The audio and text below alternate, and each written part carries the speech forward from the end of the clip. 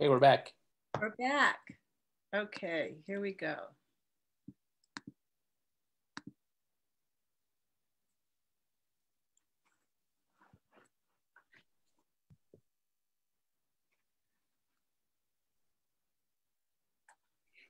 Hello, everyone out there. Facebook Live. We're here. Okay, so there's a little delay thing. Do we know why that's happening? It just happens. Just happens, I think. Okay. So we'll hi everybody. We will wait to have some of our friends log in out there in Facebook land. And we see some logins. There's Apache, hi. There's Thomas. We'll give it about a few more minutes and then we'll introduce the program. So stay tuned. Wish we had music.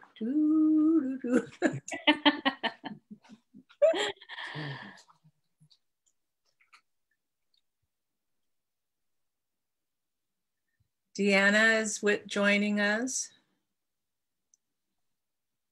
Cindy is joining us. Richard is, oh, Richard. Hi, Richard.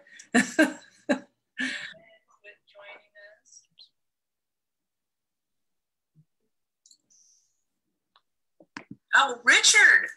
Hi, Richard.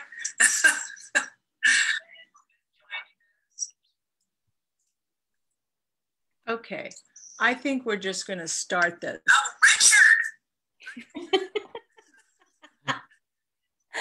Richard. Yeah, people will view it later. We're just going to start this. Okay, so what I'm going to do is I'm going to get off Facebook. Yeah. People will. And I'm just going to do this from Zoom. Okay. So hello, everybody, and welcome to Indigenous Hour.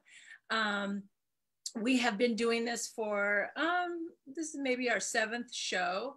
It's every Friday at 3. My name is Janelle Romero, and I am the founder and president of Red Nation Celebration Institute. And Red Nation, I'm going to introduce Red Nation Celebration Institute. It's our 25th anniversary this August. We're going to be celebrating for a whole year, and we'll end the celebration next year at Indian Market in Santa Fe, where we started. Red Nation Celebration is creating systematic change through the arts, the first and largest national Native-led enterprise fostering emerging artists and filmmakers. Founded in 1995 in Santa Fe, New Mexico during Indian Market. Red Nation Celebration Institute is the longest standing American Indian and Indigenous media, educational, arts, and cultural nonprofit organization based now in Los Angeles. Its purpose is to increase visibility of independent filmmakers, media artists, contemporary and traditional performing arts of diverse artistic disciplines, and content creators, amplifying cinematic excellence and creating systematic change through the arts with an emphasis on initiatives for Native women, girls, and youth in all media platforms and educational institutions in conjunction with partners from around the world. Red Nation is dedicated to changing the narrative about Native peoples on a global scale. We have built Red Nation Celebration Institute, now celebrating a quarter of a century, to cast light on the voices, stories, contributions, and assets of contemporary Native peoples and replacing dangerous stereotypes that Native peoples face in media and academia with a 25-year history of cohesive research-informed strategies, groundbreaking initiatives, through cinematic excellence, media, strong focus on partnerships. That's what we've been doing. And so since the pandemic, we have come up with creative ways to connect with everybody, since we all can't be in person and mingle and share, you know, in person, all of our creative ideas and art and films. So we're gonna do this online, and we've been doing this online. And I love, and I'm so excited to introduce our guest today, because we're gonna talk about fashion, the fashion industry, and native glam, and where we started and where we're at today. So I'd like to introduce you to these two gorgeous human beings that are so creative and are at the forefront of the fashion industry, Loren and Valentina Aragon, and their company is Ako Nav. Ako Nav. I know. Please forgive me. It's not disrespectful. I have such a hard time with names. But Loren, will you introduce your company, please, to the world? Yeah, well, first of all, Kwatsi Hopa, Kaitawa Hopa, Hawaiitie, Yoshino Mehaka, Geste Kutsansta, Ako Mesta. Hello, everyone. My name is Loren Aragon. I am the CEO and designer of AkoNav.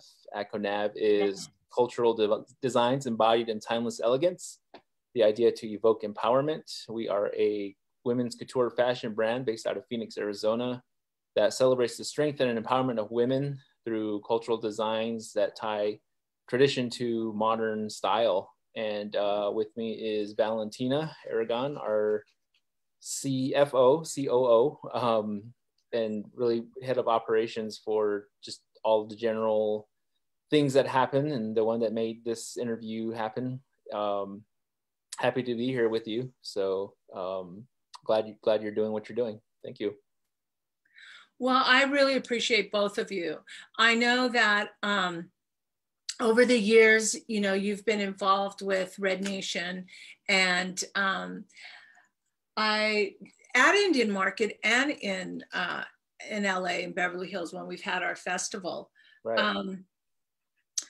One year we did an episode. We have a new series called the Holocaust series, and it's once a month on the second Monday of the month. And this past Monday, we had our guests were Congresswoman Deb Haaland. And I remember all of us were at Indian Market, and we had just had our first press conference on Native women in film, Why We Wear Red, a call to action for the lack of Native women in film and television, and the connection of our murdered and missing Indigenous women. And Loren and Valentina were there, and Loren sat on the panel. He was only male with all these women. And it was pretty exciting, because that was a big deal. And it was a very first for our missing and Indigenous women moving forward with our Why We Wear Red.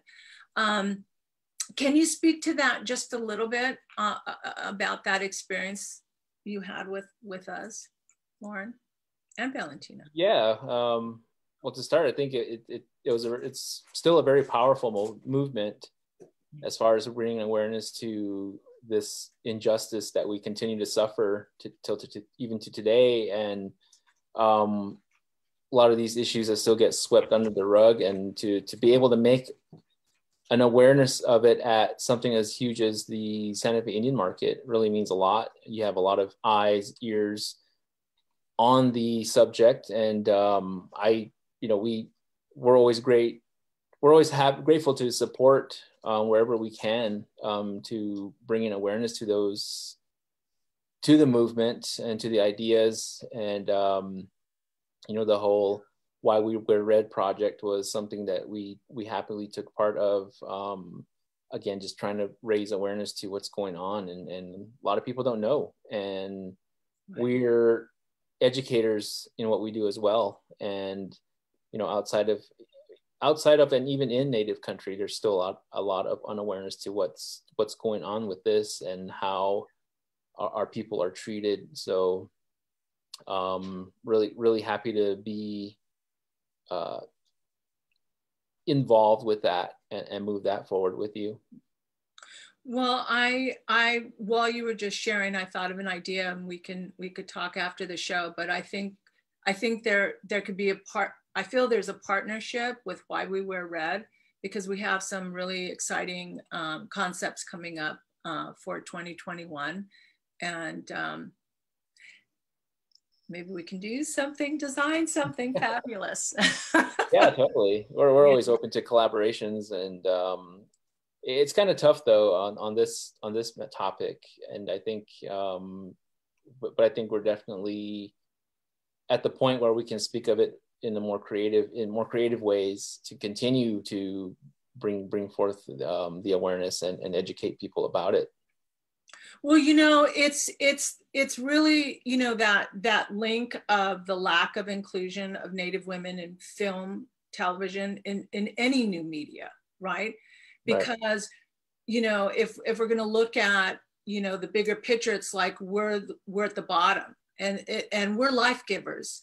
So my whole big thing, my initiative, and our board of directors is that it's a woman's world. And we're life givers, and we always have been, always will be, and we just need to push that more forward into new media. Absolutely. And educate, and I think the timing is just perfect for that right now. I mean, where the mainstream media can grasp it further. Yeah, absolutely. It stronger than what they're doing now. Absolutely. And you touch on a great thing about what we always connect to is the celebration of the strength and empowerment of women, and the whole matrilineal system that really founds who Aquanav is. Everything that we do is that we try to generate a unity through the things that we connect to with the rest of the world, as far as what we believe in, as far as the givers of life. And that comes down to the whole female ideas, the feminine ideas, even to our earth, which we call our mother. So everything is about that. Everything is about life and celebrating life. So we're with you on that side. Yeah. And, our first medicine for folks out there, our first medicine is water. We are surrounded in our mother's womb with water, and that whole visual in designing something, right, moving forward, of the water and why we wear red, and the native image of our people, of our nations. Right. Yeah, like everything we touch or everything we do is really about that. Like what's going to bring this to life. And I think that's why I love fashion is the whole giving life to what happens on the runway, on the stage, in front of a camera. It's always just coming to life for me. So in a way, there's a birthing process, if you will, Absolutely. for every piece of creation that walks the runway for us. Yeah. Well, Valentina, I'm celebrating this month 39 years sober, right? And I remember when I first started going to AA meetings. I still attend AA meetings, by the way. But when I first started going to AA meetings, and because of the way I dress, right? And, all my jewelry and all the stuff. But people would come up to me and go, "Oh my God, you should have your own clothing line." And I still get that. I mean, I get that all the time. And I have these concepts in my head, but I haven't so I admire you guys so much for putting your vision to action. And I don't know how it's done. I don't know how to do it. I know how to do film and music, right? But design is something, fashion is such a whole other creative outlet that someday, maybe if I give you guys some designs, I don't know, but I have some really wonderful ideas. But Valentina, I wanted to ask you, what was the whole vision behind your company? How did that come about? Well, it was originally a greeting card company. We designed greeting cards, and we utilized both our artistic sides to come up with the creation. Loren did a lot of the illustration, and I did a lot of the designing, the borders, and a lot of the fun stuff that, you know, we got creative together. And that kind of just evolved into the whole different type of artistic medium, where we gradually moved from what was greeting cards, and then we went to jewelry making. Then it went into fabric making, off of being inspired by the idea of, you know, we could actually create our own designs and not be represented by people that assume what they think is Acoma or what they think is Navajo, or else they combine it into a tribal type of design, and then it gets kind of muddled up, and then you don't know the difference between each design or what it means. So it was kind of like evolving. It was a whole birthing process, I guess you could say. It just became into this whole new thing where we ended up becoming a clothing business, fashion business. And it's a family business, so it's a lot of work, from the business side of it to the creative side of it. Well, we have, I don't know if we could see Linda on screen on the Facebook page, but we have our VP, chair of Red Nation Celebration Institute. She's coming in from Oklahoma. We are on the territory, I'm personally in LA, on the territory of the Tongva Nation.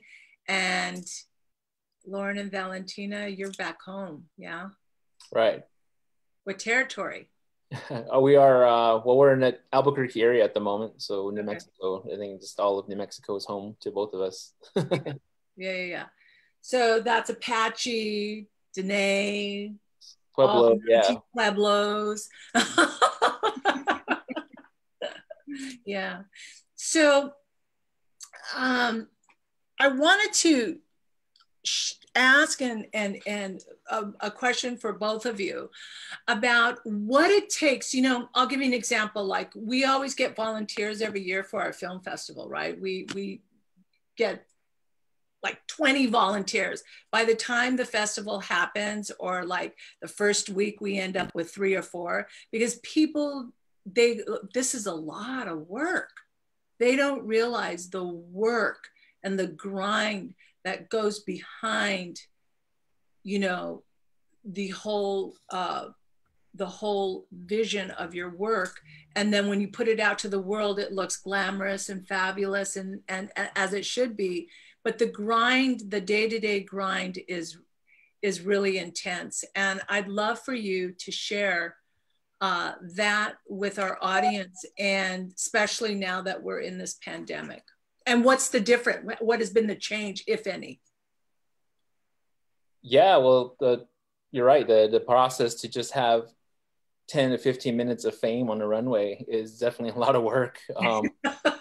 And it starts, you know, early in the year, around March, when the idea of whatever the next collection is going to be like for the following year will be. So for me, the process is just really generating a mood board and figuring out what's my inspiration for this next collection. What do I want to, what do I want the message to be, or the story to be as it goes down the runway. I always think in terms of a story, and something, and the things that always ignite my creativity are directly from the things that we believe in, and sharing a little bit of that, a little bit of our culture and the things that we believe in, and putting those ideas into the collection. And you know, the day-to-day process is definitely probably like 75% just business. The creativity is really only about 25%, and even smaller than that. I mean, it's I don't know, a lot of people think that fashion is just nothing but creating, sewing and all this stuff. But being in the business of fashion, we learned really fast how much attention you have to keep to the branding itself and to keep yourself out there and getting people to become aware of who you are and what you do. And I think, unfortunately, a lot of people kind of are intimidated by that and don't want to pursue it any further. Just there's so much work that has to go in. So I'm very fortunate that when I started up Aquanav, that Val, my mother, and family kind of understood what I wanted to have happen, and that they jumped on board and helped me through the process of getting it started and getting it to where it is today. For the most part, we still do a lot of the groundwork to get our shows going for wherever we're going to be at, writing our own press releases. And I like that. From where I come from with my engineering background, I always like to break things apart and bring it back together.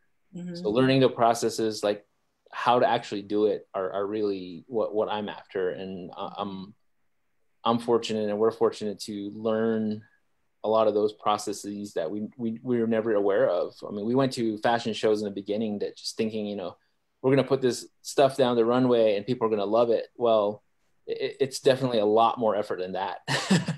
Yeah. Yeah.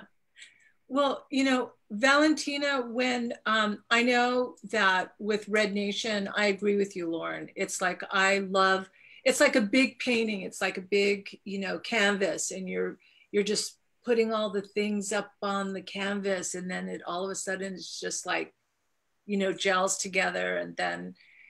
And you know, I know for us as creatives over here, and myself, it's a lot to do with spirit for me. And a lot of times with the industry, it's like, no, we need this stuff now. But it's like, sometimes I have to take a step back for it to breathe and have a life, and then put it out there. But sometimes it's really fast. Sometimes it is really fast. But Valentina, like, what is your like day to day working with your husband? The company. I like to say that I am sort of a jack of all trades. So I kind of jump in. Sometimes I help with sewing. There's emails, like, you know, like people that reach out for interviews or that want us to do fashion shows. And we kind of have to discuss, like, you know, is this going to be good for our business? What is it that, you know, that they're trying to ask us to do? Or, you know, we got to kind of make sure that a lot of those opportunities coincide with what our business brand and statement is about.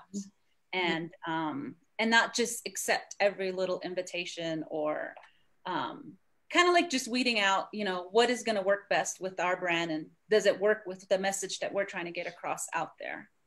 And a lot of it is kind of like jumping from one thing to another, depending on what it is that needs to be done and needs my attention at that moment in time. And it kind of just all flows together, and we all work together. It's a team business, and we make it happen. Whatever it needs to be done, whether it's bringing the fashion show together, or whether if it's getting all our product out, or whether it's we all combine our efforts to do the business side of it.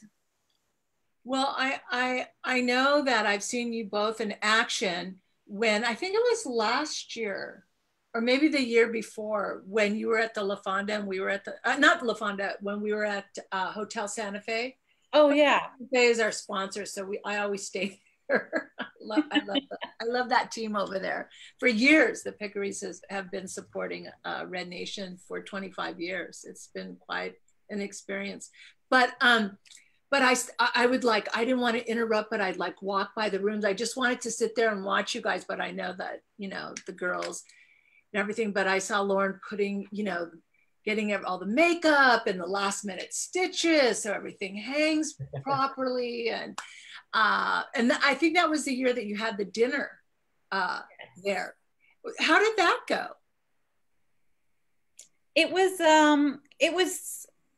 something that was totally different, and that was leading up to Indian Market. Right. So there was an interesting crowd. And then of course we had some of our supporters come out, and then we had some people that never seen us or seen our stuff in person. So Right.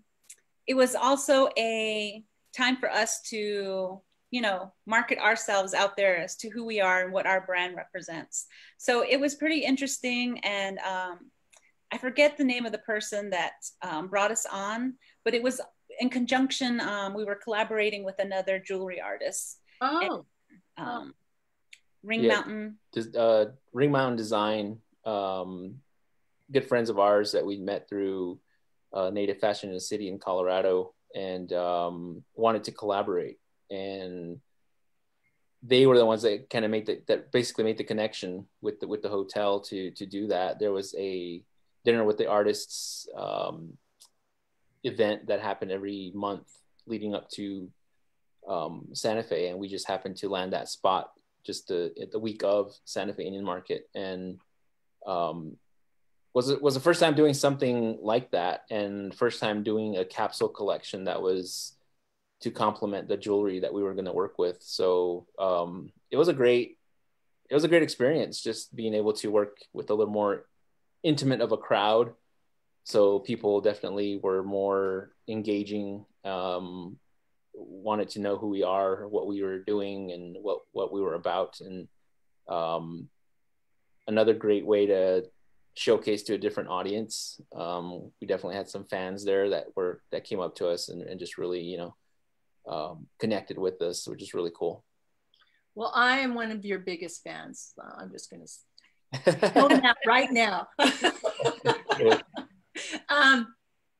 So I remember one year here in LA, we closed off streets and we did a huge fashion show, a native fashion show during our film festival. And it was a lot of work. You know, there was a lot of resistance, you know, not with our community, but all the other elements that's, you know, closing off the streets and, you know, all of that kind of businesses and all of that kind of stuff. But I'd like to pursue that again in the near future. So let's just put that, like, you know, pencil that in at some point, all back in person. I think that'd be fun. I think from every show we've done, we've always gained some kind of experience just being in the background. You know, here's what not to do. Here's what we definitely need to do. And it takes a lot of participation from everyone, including the designers. I think a lot of times designers just kind of sit back and think that everything's going to happen by magic. No, it still takes your effort to get your girls ready, your models ready, to get, you know, to get everything to work in your favor. And we've been to, I think, through every kind of show that there is, from the you have to do it yourself thing to getting treated like royalty and just, you know, letting go of everything and letting the hands of the professionals take care of it. But definitely a lot of experience, and we've definitely grown in the process to learn the ins and outs of again, just the fashion side of things, the actual runway thing. And a lot of people don't know that there's still business that happens even in the background of that. And unfortunately, I don't think a lot of people see past that a lot of times. And it's a lot of work just for that 10 to 15 minutes. And you know, if you deal your cards right and talk to the right people, you're definitely going to make the connections you need to keep progressing. Exactly. And not to rely on the person that's hosting the fashion show. A lot of that marketing comes from yourself. I mean, you are the one out there that know all of these people, your clients. Right. I mean, it has to come from you to say, hey, come and see me. Right. Yeah, you have to. Yeah, I mean, Valentina, you bring up a good point, because there's been a few times, won't mention names, won't mention filmmakers' names, but there's been a few times, or actresses or actors, but there's been a few times when we've screened a film and we've done everything we possibly can with all our media, social platforms and press, and, you know, the theater helping with that and whatnot. But and they come, you know, come in and they go, where are the people?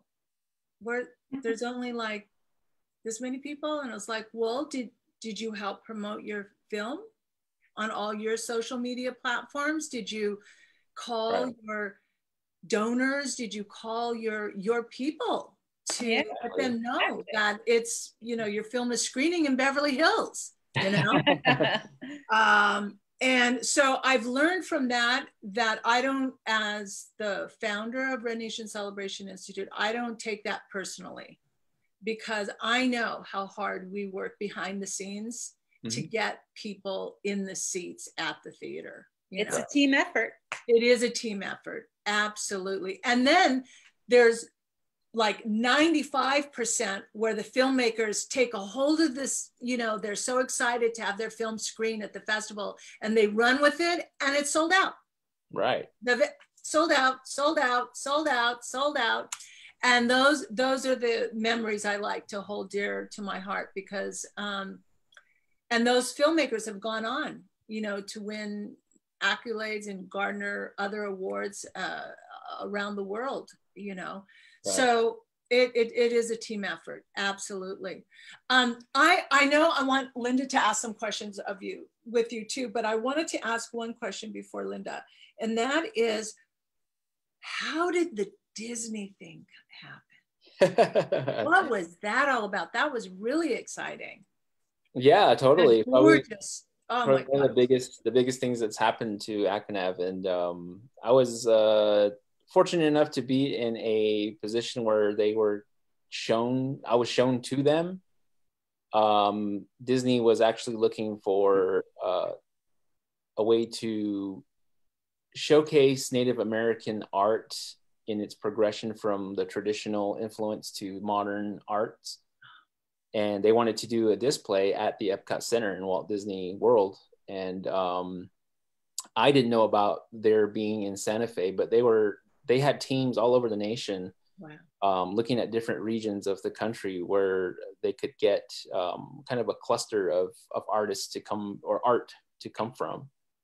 And the way it's set up in their down there is they choose only 3 artists from each country to represent, and they looked to different areas, different regions, of people who are kind of really making huge strides in bringing forth traditional art to the more modern genres. And one of the things was fashion. And the people, I was actually doing a fellowship in Santa Fe that year that they were looking for somebody, and my name got to them somehow through the different curators and the people that were part of the program that I was with and at the School for Advanced Research. And they immediately fell in love with what I was doing. It was exactly along the lines of what they were looking for, as far as reaching back to the inspiration of the traditional art, and then putting it into something new.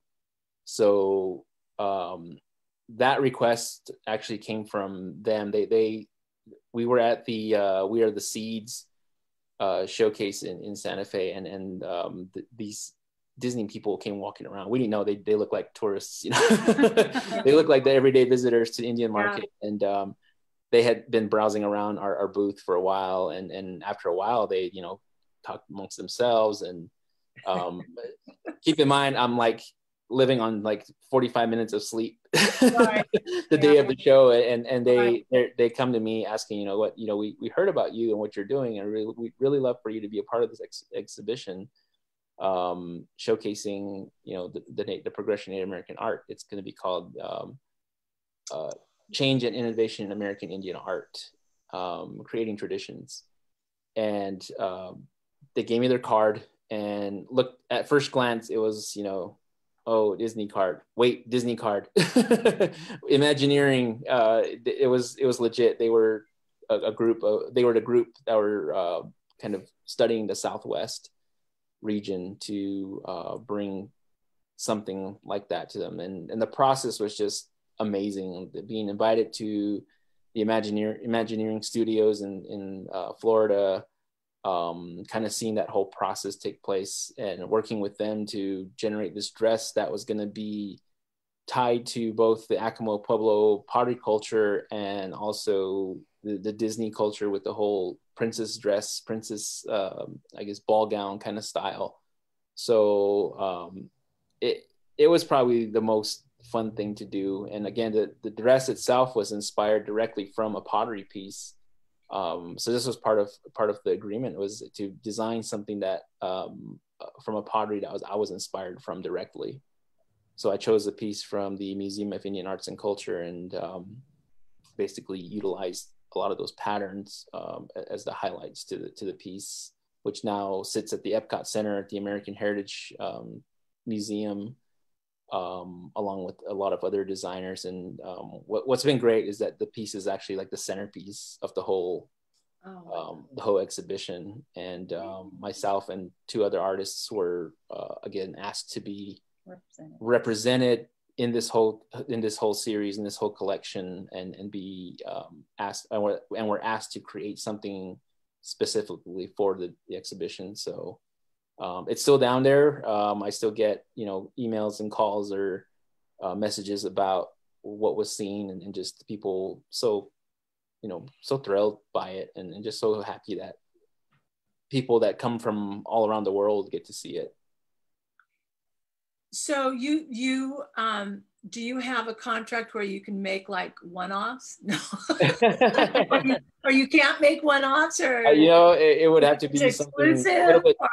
Yeah, it's definitely an exclusive piece for them. So anything that can be made, it would be something a little bit different than that. Yeah. But I definitely had, is that I want that one. Yeah, exactly. Is that dress for sale? So you're gonna have to talk to Disney. Sorry. No, that is so wonderful. I'm so happy for both of you. That's just thrilling. And especially, it's also, while you were sharing about the pottery, I was thinking, I'm really missing home. During this pandemic, I've been really missing home, and I need to get back home somehow. But anyway, I'm so excited for you guys. This is thrilling. This is innovative, it's progressive, it's challenging, it's exciting, and I am just so happy for you guys. I just adore both of you. I just love that every year during India Market, I get to see you, and sometimes you come to our festival in LA and you get to see us here, and that's always a good thing. I wanted to ask Linda, let's oh good. Can y'all hear me? Yes. Yeah, we can hear you. Okay. Yes, I did want to ask a few questions. I was so excited to see who the guests were today. Sorry, I've been kind of ill for a week, so I'm just now coming back around to my normal self somewhat. But I did have a question. Where do you find your inspiration for all your creative designs that you do? Is it in nature? Is it in part of your upbringing, your traditional, or your culture? Yeah, it's every bit of that. Every bit of that you just touched on. Most definitely, our foundation lies in our belief in our matrilineal systems. Yes, we're matrilineal here in Oklahoma. I'm full-blood Muskogee Creek, so I definitely know about the matrilineal. Yeah, so and it's I had mentioned earlier, or in the beginning, that ACONAV is that it's a celebration of the strength and empowerment of women worldwide. Absolutely. Really trying to instill that confidence in women by wearing our garments, finding your own strengths and celebrating that. And that's really the foundation of what inspires it all. But for the most part, for my inspiration mostly is coming from our pottery art, which is something when I started in on this, I did t-shirt designs, and like the design I'm wearing on my shirt here is something people just wanted to see on a t-shirt, and that's what really inspired me to keep moving forward with it, because it's wearable art, and you don't see that a lot, and people really wanted to see more of it. So the creative process for me is just always wanting to own everything from cradle to grave, and that's really where the couture part of it started, was really exploring how I can make my own patterns, how I can make my own designs, getting these ideas out into the world. And So everything comes from just beliefs in our culture, shareable beliefs that, you know, aren't intruding upon our sacred beliefs and all that. Things that we definitely connect to with the rest of the world. I think right now women empowerment is a really rising kind of idea, and that's something that definitely drives what we do every time we make a creation, and keeps us absolutely agree with you. You know, I have to keep reminding people that we have matrilineal societies and we still have matriarchs, you know, in our nation. Absolutely. I said, and we were there for a reason, to support our men and our families and, you know, the community at large. So I have to remind folks around here, y'all still have matriarchs, you know. Absolutely. And I think, and that was a large part to what I had started in on, you know, these whole Western ideas or Eastern ideas that were just taking over a lot of what Native America was really, what Native America really believed in the beginning. And everything had come to, well, you know, the Europeans could only talk to males in the societies. And unfortunately, that was just a change that we had to make. Absolutely. But to strengthen our tribes. I studied this in college, and it was very interesting to see when that shift occurred. Right. So it was definitely, you know, we're all, a majority of our indigenous cultures are matrilineal societies, and it's something that we need to re-explore, get back to. I believe that it will drive, you know, the world forward. We got to vote. Do you have any advice for any youth or any people that want to get into this type of business? I mean, where should they start to explore like their creative options, or their options for trying to explore getting into this type of industry? Yeah, you know, there's a lot of places to start. I mean, it's just a matter of getting enough materials to get your ideas going. Even if it's ideas you throw in a paper, there's always ways to get it made. Really, I think be passionate about what you do, and really learn the things that you're going to need to drive you forward. For me, it's always there's a lot of fear in everything that we do. There's a lot of failure that comes with the success that you're going to have come upon. You can't be afraid of that. You can't be afraid to fail. And I think that's a big part, especially for our Native American youth, and I'm guilty of it. I've failed enough times and just felt like sometimes you don't want to go forward. Like this is it. This is the end. There's no hope. There is hope. You just have to get beyond the failures and think of them as more of lessons learned. And just keep driving forward, be persistent, find your confidence to move forward. It's in fashion, it's definitely everything they say it is. It's a cutthroat industry. You really have to have a thick skin to be in this industry and take criticism as it comes. It's never going to go away. That's true. That's true. But, yeah, I think Val might have something to add to that too.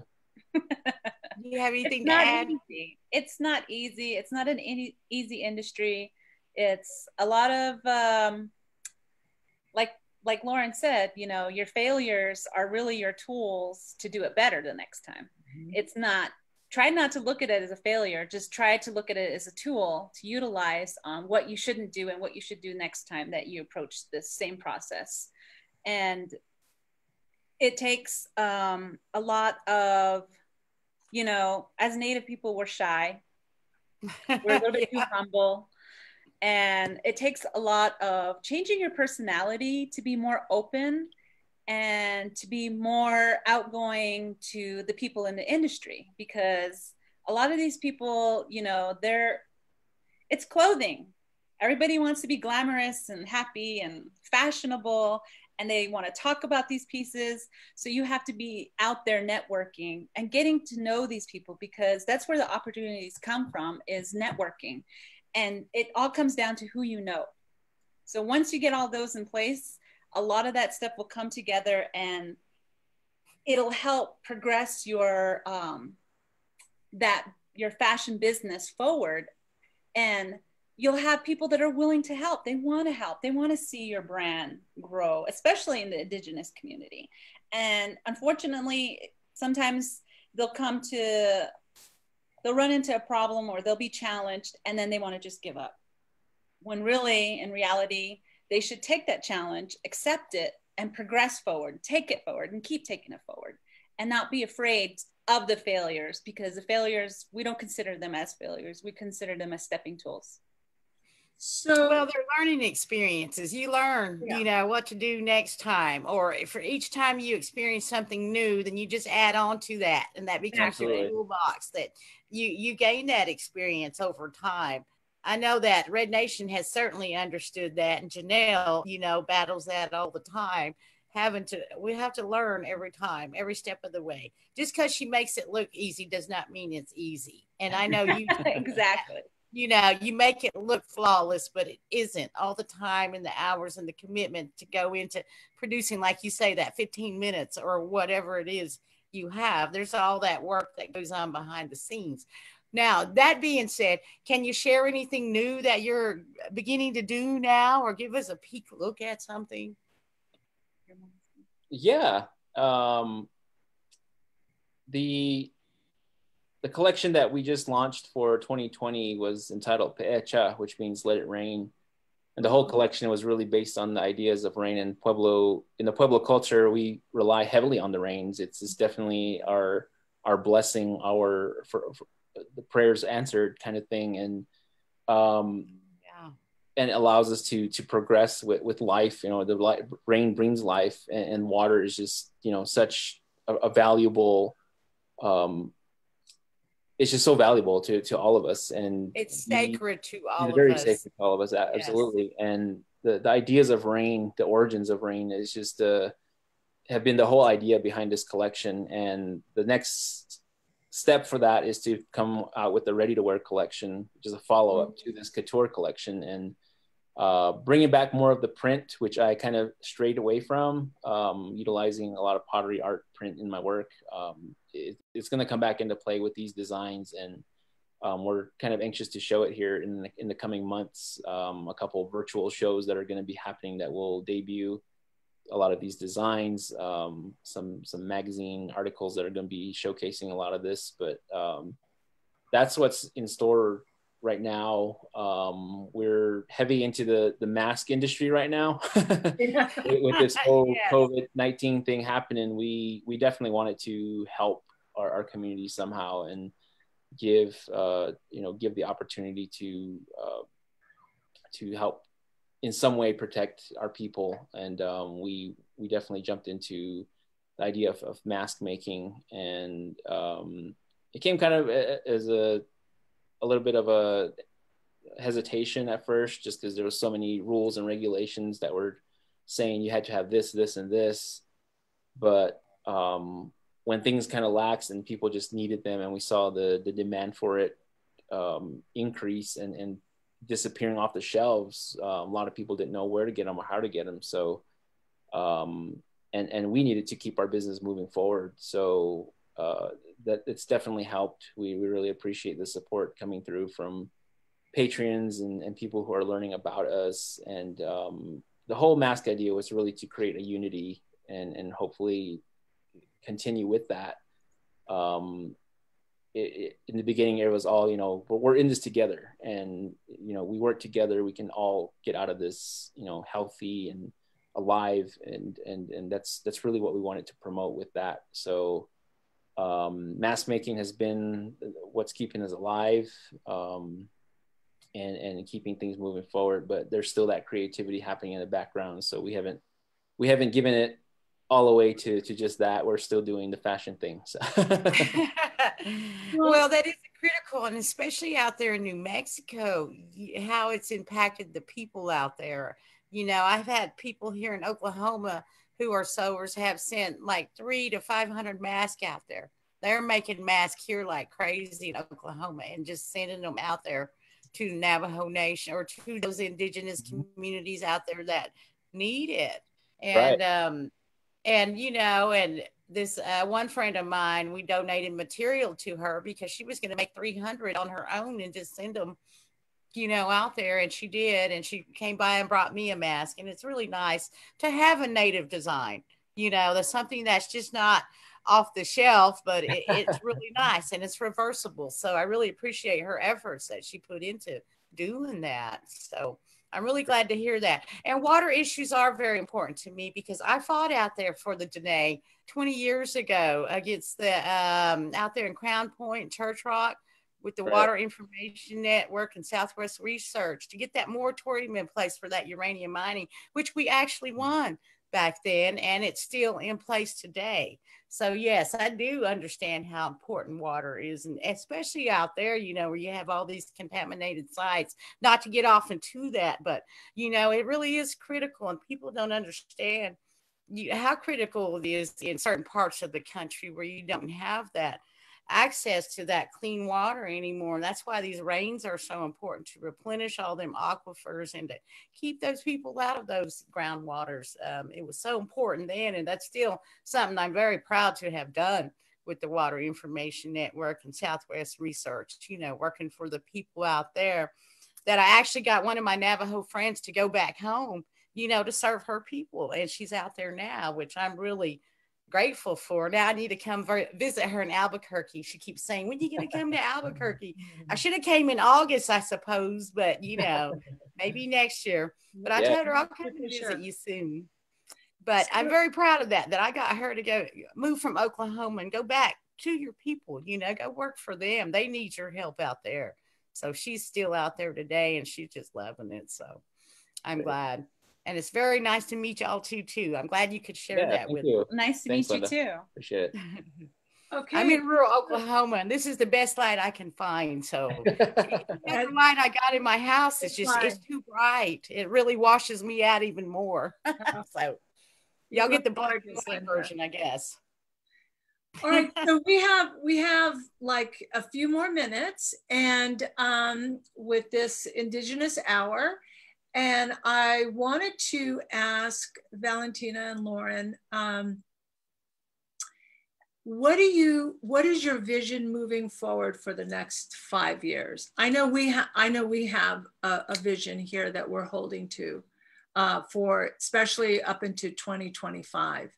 And we're doing all the work now to get to that goal of 2025 with all new everything for Red Nation. It's really exciting. I can't wait to start promoting it. But what do you have anything planned? Are you thinking in that way? Or yeah, absolutely, there's definitely ideas for growth. We definitely want to create more opportunities to work with other natives, and that means bringing on employment. We definitely want to grow to the point where we have a storefront or a factory where we can just generate our designs. And what a lot of people don't know too is we do all of the cut and sew for all our product. I was going to ask you that. Yeah. And it's a three-person team: myself, Valentina, and my mother. And we just kind of brought on my aunt during this pandemic, who's been chipping in to do little tasks. And so it's definitely a family business. We are definitely the core of it. We have had interns in the past, and we still are holding on to hopefully bring them aboard to do a couple more things once this is all clearing up. But just this whole distancing thing is kind of throwing a wrench in the gears. So, but that's my dream, is to have a storefront somewhere, where we definitely belong. I think Santa Fe has actually really been the biggest, has definitely been our biggest place for attention and sales and such, especially during market times. So if anything, that's where I feel Akanav would belong the best. And then there's areas in Scottsdale or Phoenix throughout there, which has really kind of been our hometown support through all this. We were part of Phoenix Fashion Week, which is what brought us into the light, and some in a community we continue to work with. So really just moving forward with finding ways to produce our garments more, get more of our ideas out there, and let the creativity reclaim more of the creativity here in house. And Val might have some other ideas for our future. I definitely want to grow the business side, like Loren is saying, you know, because we run into a lot of bottlenecking because of us wanting to grow. There's things that we want to do, but then it always comes back to, well, we don't have enough help, or we need to expand out there and do certain things.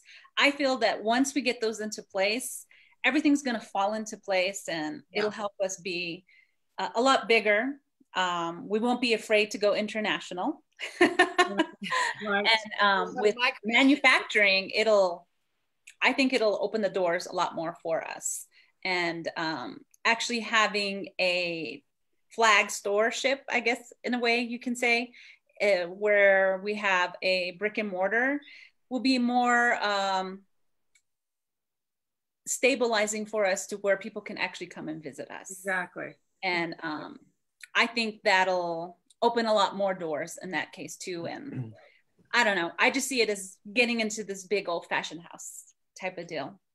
I totally support you with that. And I'm thinking of ideas too. So we need to really chat, because I have a great idea for next August in 2021. Well, we're going to wrap up the show.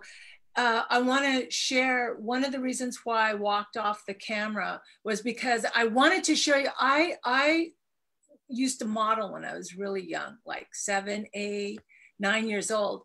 And because I loved modeling. And I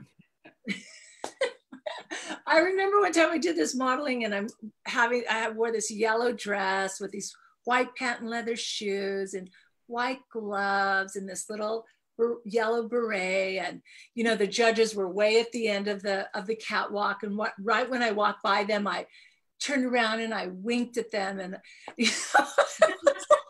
I won second though. I took that. And then I said, my ambition is to bring love and peace all over the world. And that is still my mission, and my goal is to do that. And so I'm one of my, let's say, inspirations or dreams is to model for you. Guys, I want to do the catwalk with you and model for you. Maybe when I'm 80. No. Anyway, I just want to throw that out there. Awesome. The little girl in me, you know? Yeah. So, excuse me, let me get some water.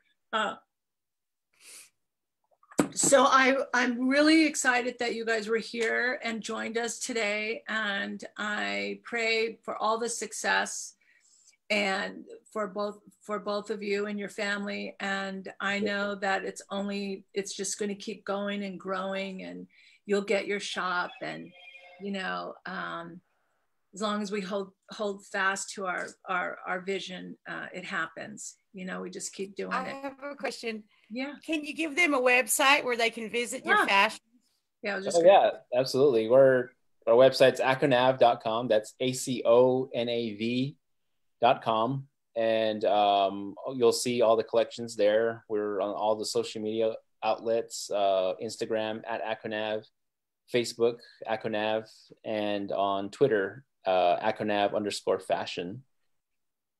So it's Native Glam aconav. Hashtag Native Glam. Native Glam. Hashtag Native Glam. We need some of their designs. So aconav. So we need some of their designs. So thank you, Loren and Valentina and Linda, for joining us today for Indigenous Hour. And we are every Friday, we are live at 3, you know, LA time, Pacific time. And we'll see you next time. We'll see you next Friday. We have something very exciting planned for next Friday. You have to show up to find out. All right. Well, thanks, Janelle. Thanks, Linda. Appreciate it. All right. You're welcome. Nice meeting you guys. Yeah, great to meet you too. Guys. Stay safe. You too.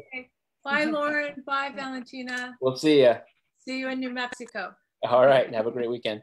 Okay, you too.